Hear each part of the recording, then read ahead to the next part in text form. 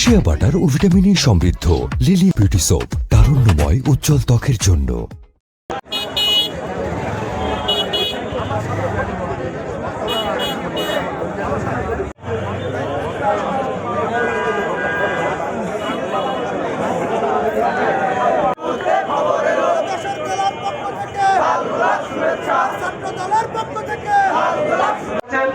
তাদেরকে অনুরোধ জানাবো যে অবিলম্বে পার্টি অফিসের সামনে আলহামদুলিল্লাহ আলহামদুলিল্লাহ মহান সৃষ্টিকর্তার কাছে আমার বিশ্বাস।